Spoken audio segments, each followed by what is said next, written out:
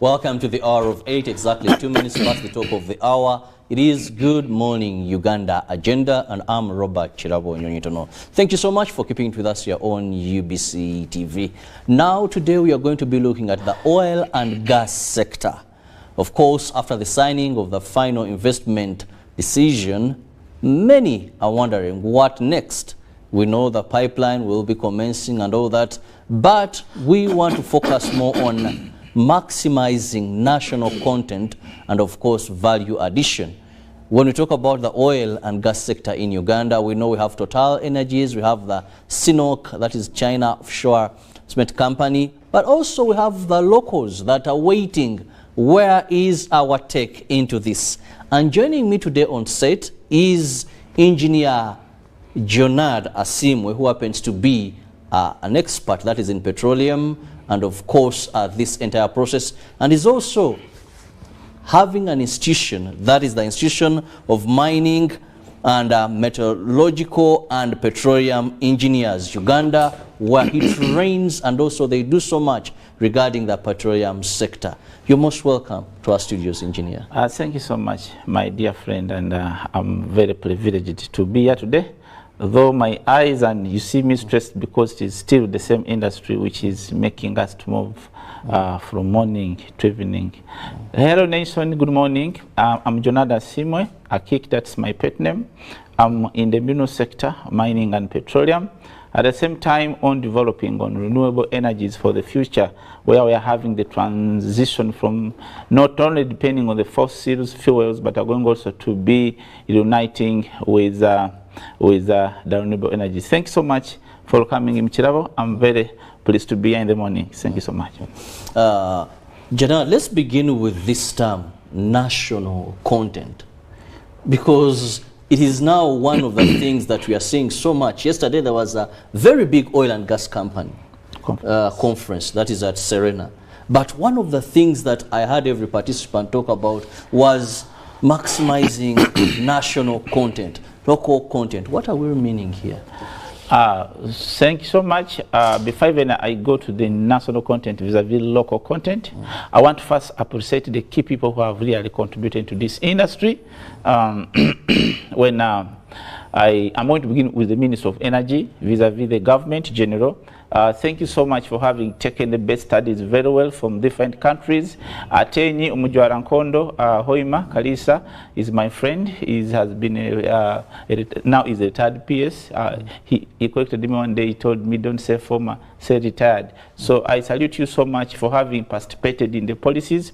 For sure, I read all these policies because I wanted to identify some gaps exactly where we didn't do best. But really good work has been done, benchmarking has been done from different countries. I think we are not going to make much mistakes during this oil and gas development. And also I want to thank Chambers of Mine and Petroleum, Muaso Chairman Erika Ruhanga, and the visionaries who began all this, who have led to that convention, which took to the 8th annual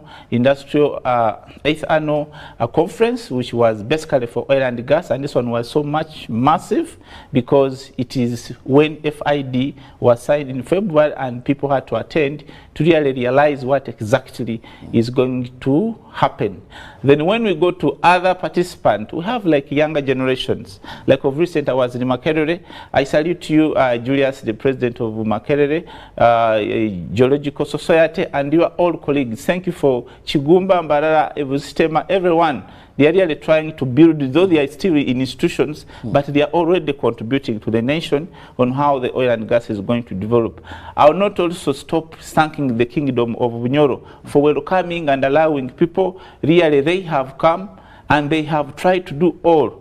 The Katikiro of Bunyoro and the team, they have tried so much to welcome everyone on board because Bunyoro now is a hosting community. Everyone who comes is welcomed. He meets the kingdom, meets everyone, and then they do activities. So we are good to go as a country, and there is as a country, positive energy. As a country, I would say that we are good to go. For real, I would also thank all the companies, Motor Injury Uganda, thank all companies like Impe Uganda, thank other companies which have really contributed in developing these projects and ensuring that everyone has got. I can't fail to thank the licensees, that is Sinok and Total Energies. Yesterday I was talking with the president of Total, Philippi, and we are discussing about the future of the renewable energies, and also thanking on whatever has been happening. They have also done very good to make sure that we people in Uganda here, we have learned the procedures on the way we can develop this industry. I can say that that introduction basically was for thanking people who have done a lot. There are very many I cannot finish. There are EDs, Mr. Rubondo, for power. They have done a lot of things. Wonoko have done a lot of things to see that this industry really is in the straight line. So if we go back to the local content, I think in the oil and gas, someone emphasized, let's not call it local content, because some people take it in the other way. When you say local, they think, yeah, local, okay? So we refer to national. We can always refer to national content. Yes. Yeah. Everyone is talking about national content. Me, myself, I was there. I was trying to move through people to see their ideas, but everyone is concerned on the way he can come in and benefit from the oil and gas opportunities. But to some of you who have not understood exactly what is national content is, this is just a general description, someone to ensure that you have participated, you have competed fairly with these international companies, international sector people who have their money. So we always, at the government, always encourage a Simwe company, Chirabo company, to compete fairly with these other people who are coming with much experience, much equipment. How realistic is that, Jonad? First of all, POW has already laid the regulations, has laid all regulations to win a contract vis-a-vis all the stakeholders. You cannot just win a contract by coming and say, Chirabo International Company, maybe you are from Zaire, maybe you are from where, you just come and bid. There will be some partnership with a local company. Already that one is 1-1. Local company vis-a-vis a foreign company. Yes, already. So there must be a partnership for you. Yeah, there is protecting now the local. Only that in the future there we shall, if you ask me in a case, we shall look at the gaps and how they can be strengthened. The government has already put the directions on how something can be done, but it doesn't stop to have gaps. And those gaps can always be fixed. But today, I can assure that yesterday and the other day, what was shared at Chambers of Mine and Petroleum Conference, it was really massive, because they have tried to show people on how we can competitively be in. And I want to thank everyone who has participated really. It was so massive. And we are going to have many meetings, not only one annual conference. We shall be having different meetings to ensure that people are strengthened. Like there was a guideline that you cannot attend physically if at all you are not on any SD. You are not registered on the supply database. So people were left to attend online. Now that one has been learned practically in pain, but someone has known that you need to be on list that you're a provider, so that they can always be picking you in case there is any opportunity. So that brings me to a question: what are the requirements? How do we prepare ourselves? Because opportunity comes to those who are prepared. Yes, please. There is an opportunity that yes, we can now have national content. It's not only for the foreign investors to take over here, but what are those requirements for a company, maybe for an individual, to benefit from this sector? For you, you're a petroleum engineer. One would say you went to school, you did study this, but for an ordinary business person. Actually, for preparation, I would first request every member, every person who is watching me, is to utilize the government resources. You see, I want to give an example. You may have a wife at home, but wants to learn from the neighbor, then she can learn from home. And you go to the neighbor to learn something, but when at home that thing is there for learning. That is a scenario I'm bringing. That we have refused, let me use the word in capital letters, to learn from this teaching the government is putting on. Petroleum Authority of Uganda has put on a lot of things on website, on whatever, Total itself, those stakeholders, you know, wherever they have tried, and other companies to put everything, even they call them. But no, few people come in to participate. Conferences come. They actually now, someone organizes a conference for training for free. Then someone asks you, am I going to get allowance to attend the conference? Am I going to eat? Meat, beans, or what? So really, you find that there is something which is still lacking in our community. That I'm not going to tell them that how do you prepare. I want to tell them that be serious on what you want. Because like me, by the time I went to mineral engineering and petroleum, by the time I'm looking at other further studies of renewable energies, it is because I normally find out what exactly I need. I don't need to be told by someone that you want this, you want this. I would caution the country, people who are watching me, don't wait for me to tell you. Find in your parameters, what do you want in this world? If you don't want oil and gas, then join another sector where you can succeed. Don't be in oil and gas when you are sleeping. Other people are going to enjoy the opportunities, and then you blame the country, you blame the policies, you blame the government, you blame everyone, you blame the licenses that they have not considered you. But the whole fundamental reason is you have failed to identify why do you exist in this oil and gas. Yes. Very interesting. Opportunities are there, but you must interest yourself, look for these opportunities, because a number of them have been even ring-fenced for Ugandans, that these particular jobs are strictly for Ugandans. Can we look at some of these ring-fenced, where Ugandans now know that if we give all it takes, we can get to that? So I don't want to say that there are some opportunities which have ring-fenced. I don't want to go into so much that detailed, but I would say that every opportunity in oil and gas is equally shared by anyone who would come. And basically why we are here, and why yesterday and the other day we talked about the national content. That word is national content vis-a-vis value retention or value addition. In 2013, the president put ban on the exportation of iron. Everyone was like, wow, no, we are going to die of poverty. But people are eating. The iron is not being exported because it is raw. Let me give an example on value retention. Let me just first come up a little. Why do we advocate for value retention? Like me, myself, I'm not yet convinced, whoever is watching me, that we shall fulfill the value retention. Number one, we didn't plan very well in how these things would move straight forward. Whoever is watching me, maybe from the Ministry of Energy, the iron and steel industry would have come first before even the oil and gas is executed. This one is just something which has led us behind. Because when you calculate this, the tonnages of steel that are going to be coming in, every project, if you look at every subcontractor who has got a contract, you go and look at iron and steel tonnages. They are competing. They are out competing everyone, every material.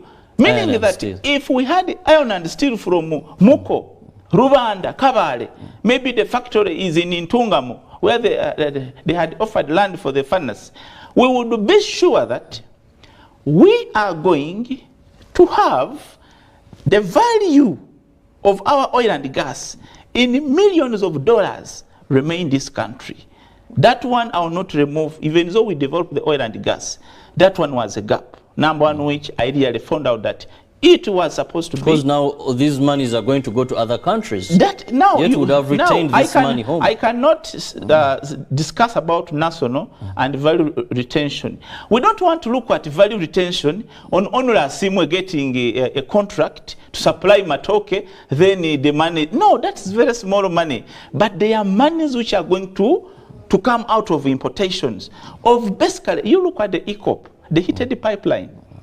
From wherever Kabale up to Mutukula, how much steel, how much iron? That one would develop the whole region within a single day. However, when I was discussing with Dr. Kalisa, the retired PS. We argued on one of the occasions we were with the president launching the roads. But he argued positively because he told me that the challenge was on the energy, which is true, which can use to smelt the iron. Now they were considering using LPG from Kabale. Maybe if there can be a proposal of putting a furnace in the Kabale industry so that we can use the gas from the mining, then we hit the iron. But I would still say that there is a policy of bioenergy 2018 and the Act 20, it has been dormant up to now. We have what called biofuel energies. You look at Netherlands, look at Brazil. They have succeeded in producing the energy which can be used to smelt iron. That one, to me, I wouldn't go it 100%. But I would think that even though you argue me and tell me that the feedstock which is going to be used in generating the bioenergy is going to compete with the agricultural products, that one still I would say no. There should be a feasibility study because people right now have sugar canes. They have everywhere they have sugar cane, and they are producing the sugar, but still people can feed it. Now, engineer, to get you away from those a bit technical terms for the engineers, let me now go to things, break them smoother to my viewer here. After the signing, let me first complete this. Let me first complete this, Chirabo. You see, this is not politics. This is science. There are people who understand what I'm speaking. Now, I would think that as we conclude at this point, whoever is noting, the bioenergy is very significant because we cannot concentrate on this power you are having here, the Umeme power. You can see that every company there is proposing generators, proposing what, because the power is not stable. It cannot run all this. I think for the national vis-a-vis value retention, we want to work very fast before even this oil and gas gets done in years and years. The industry of iron and steel is the next one, so that we ensure that we capture the remaining money into then the definition of the value is going to be defined very well. Value retention. Very good. Well, very interesting there. Iron, one of the sources to ensure that we do not import because we have home. But unfortunately, what we have home, we can't use it in the form it is in today. Well, after the signing, that is of the final investment decision, that was around February, Ugandans are now, many want to know what is happening, engineer, since then. Since then. Okay, I would think that many people are now following up. And if you happen to come to where the activities are happening most, there is a lot of development activities taking place. Because remember, we are in upstream. Someone who is watching me, we have upstream, midstream, and we have also downstream. Downstream is where we are having those active business. Active business, midstream, we have transportation, wherever, pipeline, etc. But here upstream, it is development, where we are having the development of the airport, development of the infrastructure, development of the CPF. Even before that one was signed FID, in May last year, already activities had already started. Because we are having what we call, like, we have a company which was awarded, that is Motor Engine Uganda. I want to congratulate you because I'm also part of the project development engineer team, and they are already doing the industrial other activities. Those are engineering works. Simultaneously, they're already working on the well pads and also other works which are coming on. Not only that, their McDermott has already come, GCC is already on ground. Many people are already there. So recruiting, it's a beehive of activity there. Recruiting of the labor is there. Okay, not casual, we call them general workers. So there are some words which we should avoid in oil and gas. Casual labor come here, no, is a general worker. So we don't use those words I normally find somewhere people using. We have casuals. No, we have general workers, we have expatriates, we have everyone. But what I would talk about so much here, as much activities are trying to move on under the topic of national content, there is a challenge of the technology transfer. Actually, I'm indebted to write that concept very well, and I bold it very well. I take it to the PS, I take to the president, What do you mean by technology transfer? There is a gap where that these Africans, so much they are participating, but some of them, they underused. Technology transfer is like if I come from UK and I know how to do things, to design, to do whatever, because I have a lot of experience. Then you meet a Simo here who doesn't have much experience, but also is in the area of the engineering. Now, these other people who have the experience, they should fight hard that if the contract is taking 4 years, why can't he work 2 years?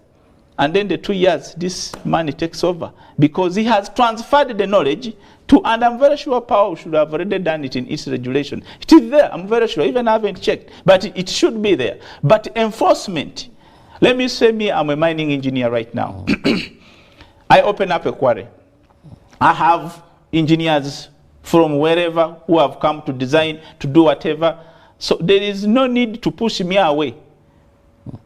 There is a need to call me and say that you are in this field, yes, we are going to work together to ensure that. So by the time you leave benches, BAMs being designed very well, I don't want you to go and then tomorrow I destroy everything you have made. So I would think that the technology transfer, whoever is watching me, and the stakeholders, let us empower these young people. Let us empower this younger generation who are coming. Let them learn. If you come from there and I learn from you, you will be my father, you'll be my mentor. Even though you go back to UK, to France, to wherever, I will always refer. Are you fearing that maybe after some of these people's contracts expire and we think that the local people who have been empowered enough, we may have that gap, yet they have not been able to grasp? Automatically, because I'm very sure is that Ugandans are very bright, only that they are not exposed to activities. Yes. We have the knowledge, but because we don't have those where we could practice them. But these expatriates, they had the chance to move in Malawi, Mozambique, everywhere, Angola, everywhere, they have those activities. No, it is this our time we have. It is this our time. Like me, I develop projects. I know what to do. But whenever I meet someone like an engineer, I want to share ideas with him so that I learn something from him. Then when I come and ask you to learn something from, welcome me. Welcome me in a good heart. Don't think that when you give me the ideas, I will take over your opportunity. And maybe your work permits have not been maybe renewed for the next time. No, we need to have that kind of, take the smooth way. And even there should be accountability of the commitments. And say that when we came in 2012, these members, Asimwe, Chirabo, Joseph, they were at this.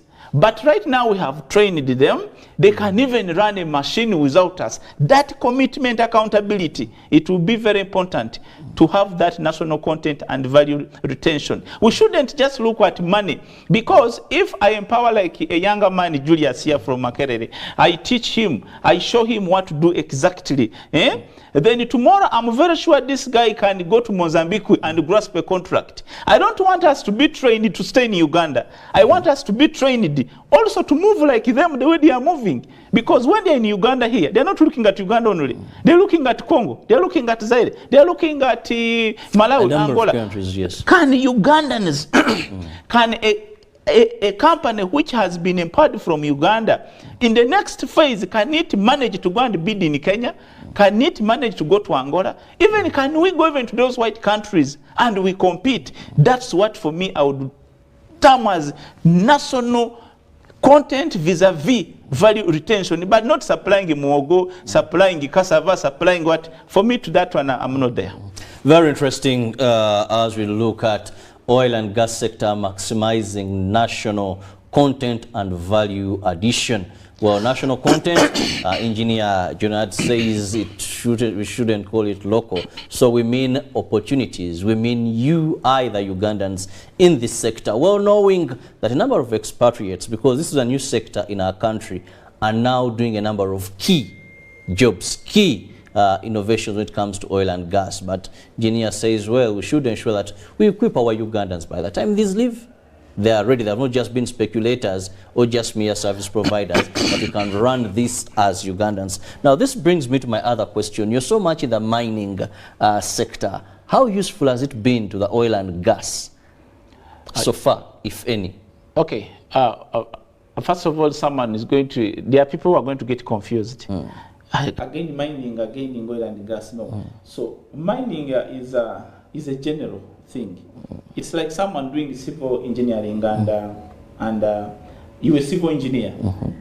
You'll be engulfing water resource, you'll be involving surveying, you'll be engulfing many things. As a civil engineer, you have the architect knowledge, you should have it so that you oversee. Mining is both organic and inorganic. It is a concept used to get any valuable resource from under the ground. So this one I can call it oil and gas mining industry.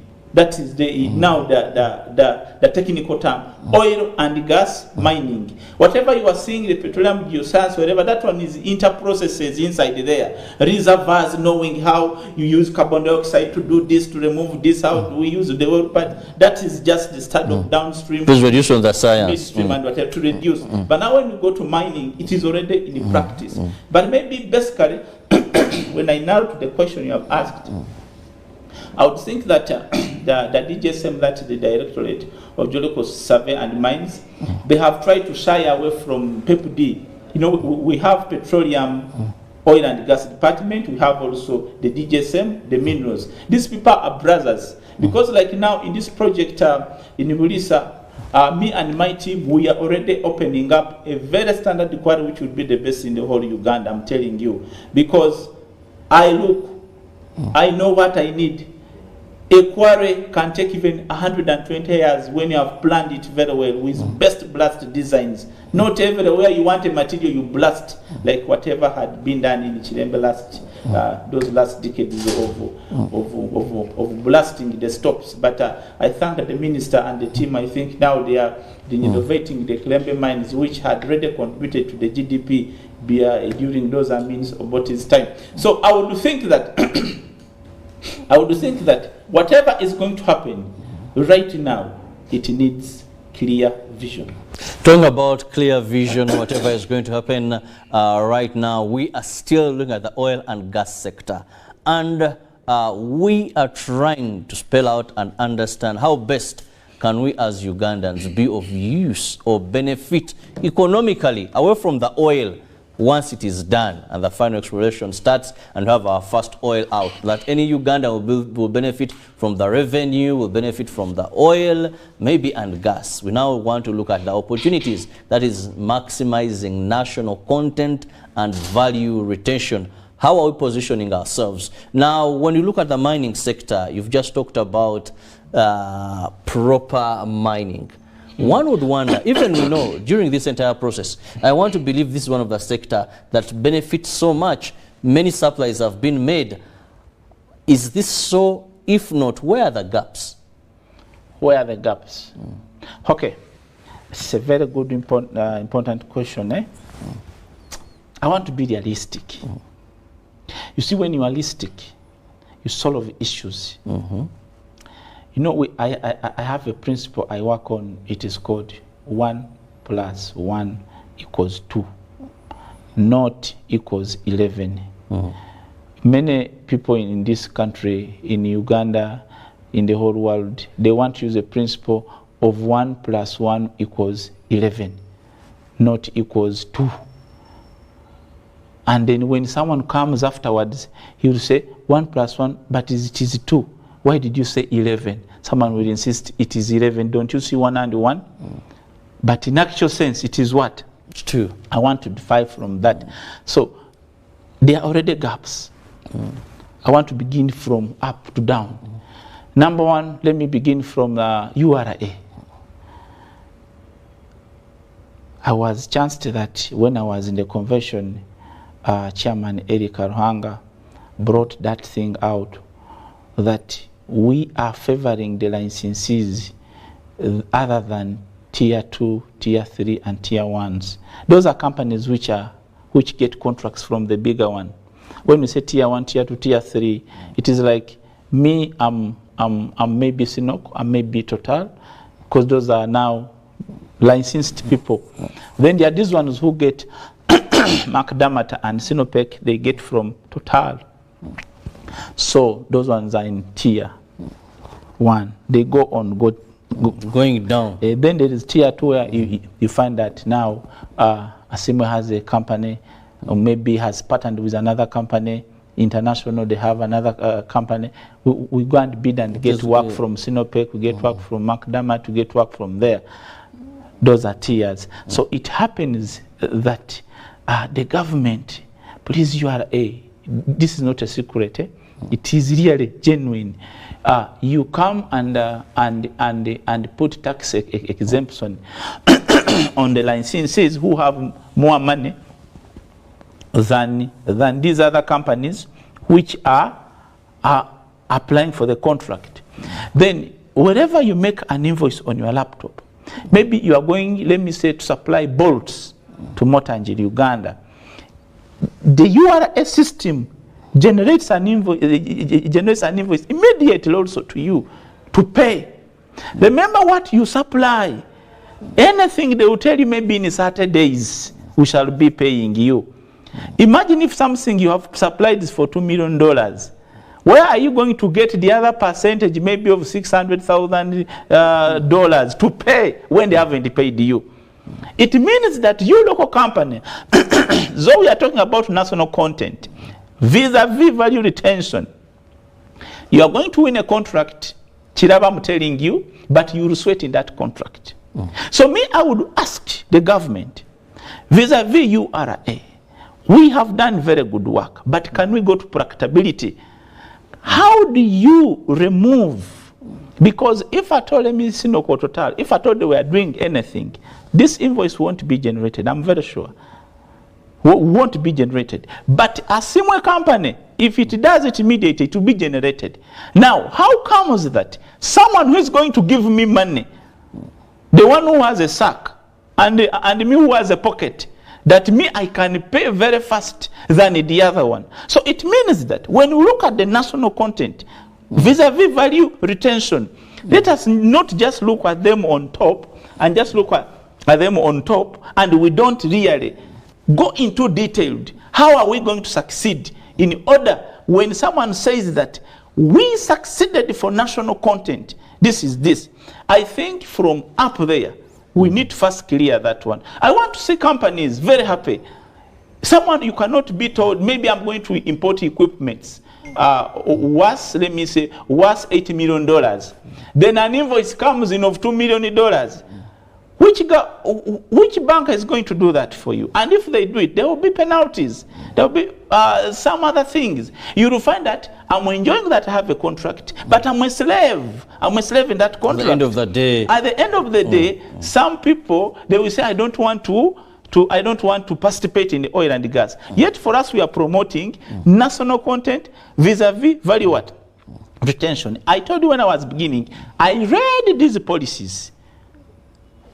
The gaps, I wrote them somewhere. I have them in my book of 58 pages. I have it, and I have the strength. So one has been that issue of URA. Let's look at another gap still into this. Another thing, but that one is very key for these contractors, please. And I'm very sure Chambers of Mine and Petroleum, they are really working on that because it is taking all the members astray. Then another thing, funding. There was a proposal before even the FID that these local companies are going to be funded, be given money. Where was the source of the funding?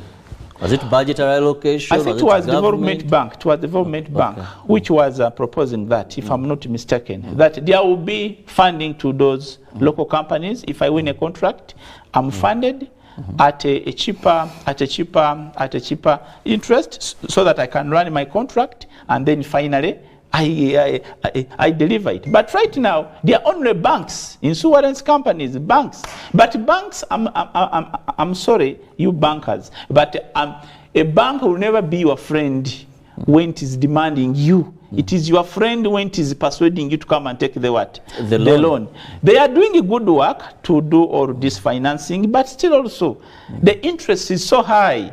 You find that you are taking back the whole profits. You are participating in something. I've ever seen someone running when he is not leaving the position.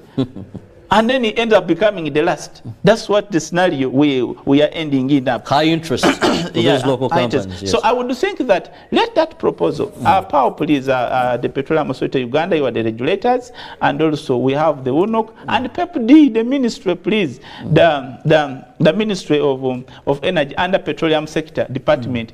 Let us look at this. How can we really ensure that national content value retention is properly interpreted? You know me, I dislike this PowerPoint presentation where people just say, this would be done like this. No, I want practical. Can we come and hear an announcement and say that URA has announced this over this? Here they have put this fund, such a kind of practical things. They will be solving the value what? Retention things. Then another thing is transparency. Transparency. Why is it lacking in this? Because everything seems to be very clear. The procurements of Uganda, I don't know which syllabus they learn. Me, I didn't do procurement. But I'm very sure there are basic rules of procurement. Okay? And guidelines in everything. But here I think most companies, they give unkumanyi. I know you. If I don't know you, you will not get a contract. So me, I would think that... But this is something that is international. Please, even though something international, it is not only in Uganda, not only in Africa, not only in Europe, not only in Asia. But here we on facts. How can we strengthen and remove those gaps? I mean some 10%, 20% may be okay. But in the procurement, if Chirabo comes with his company, maybe it's a small company that is below 50 millions, maybe intermediate below 150 millions. Can you try to consider and say that maybe something like this is like this, so that Chirabo can be very happy and get his contract very well. But you may have everything clear on the paper, clear everything, you're not shortlisted. I would think that also the procurement society, the procurement board, I don't know where you sit. We ensure that let us protect these companies. Wherever they come, can you try also to make some conferences like chambers, what they are doing, so that you can call us, you tell us, you people, you fail to get contracts, ABCD. When you are bidding, you fail ABCD. So you know what fails you. What fails me. Then so that next time when I'm competing, I'm able to get that contract. And I think, but I thank those ones who have really done it. But where the gaps are, please can we try to strengthen and make sure that we properly, in board leaders, we properly interpret the national content and value addition, not just in words, but we interpret it exactly the way it is on ground. Janad, you're one of the people when it comes to oil and gas and mining that are very passionate, and of course have been around for some time in this sector. Where is your input in terms of some of these decisions? Because at every step we had government carry out consultation, apart from key technical areas, consultation. So do you have a body as engineers that bring you together? Do you have a body as these people where you can have at least a common voice to push for some of these things? Yeah, very good. I want first appreciate the institutions. They have done their bodies, like the MPGs, that one for Makere students have also initiated on how to contribute their ideas. So the ideas they brought to me also, I looked at them. They brought them to Total, they looked at them. So it is now a moving something. Though I would say that I'm going to be contrary. You know me, when I was still a student, you would set a question and sometimes I correct it. You set a question and I tell you it was supposed to be like this. Even though I did, and I get 20 out of 20 of that question, but I go back to the teacher, I tell him, why did you ask it like this? I thought you meant this. That was me when I was still a student. So I would think that the way I've asked a question, what have we contributed? The bodies, there are many, but most of them are not given a chance to implement on their decisions. I would give a chance that, like, if we have the Petroleum Authority or the Mining Society, if you are seeking to meet the president over some stuff, there will be people there to stop you. If you want to meet this one, there will be people to stop you. Someone is going to read your paper and see genuine reasons, and then he will put a stop on you. You never go there. So me, I would think that I don't want to speak about the bodies, because the bodies will be made, people will take tea. Actually, I rarely attend even these meetings of oil and gas every time, because most of the things discussed, they remain on paper. But someone who is going to take them ahead, even though he wants, stopped. So I would think that the system from directly up in the parliament, those committees of natural resources, come down here in the cabinet, come down in the ministry from the PS, PEPD, they need to have a aligned system of receiving information from the ground.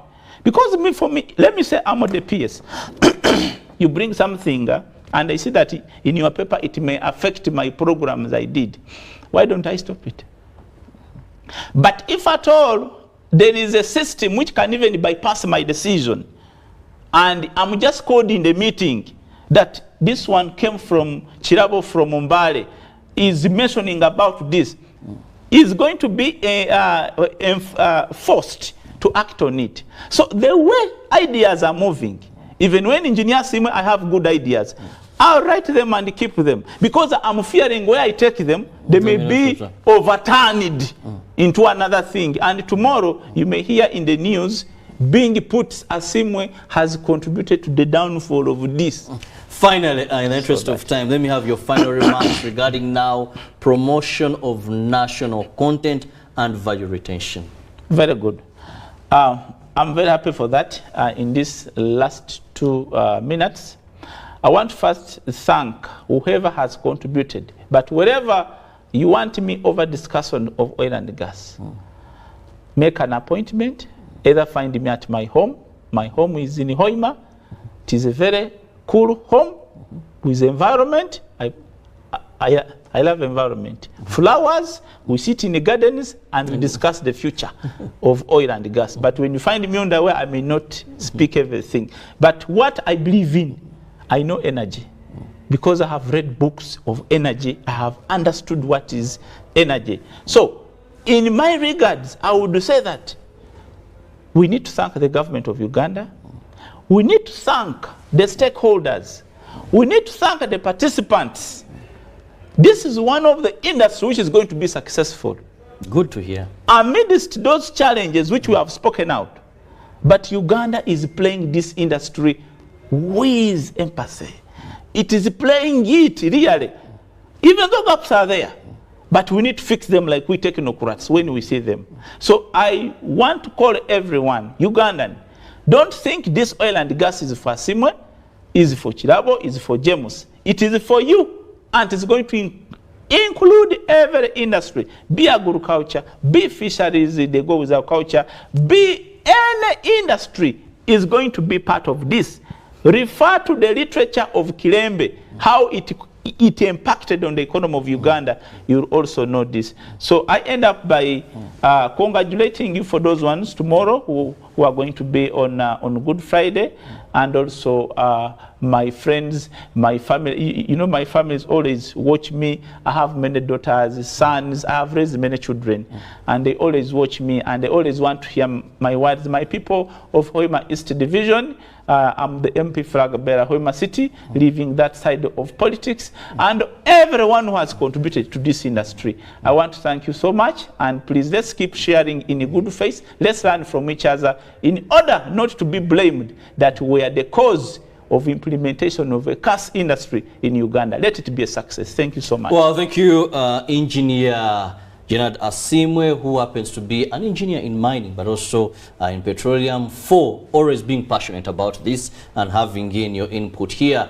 We pray and hope that we all work together for the success of oil exploration. Have a lovely day. The sports team is ready to take you ahead and, of course, give you more that you need in the world of sports updates. Good morning.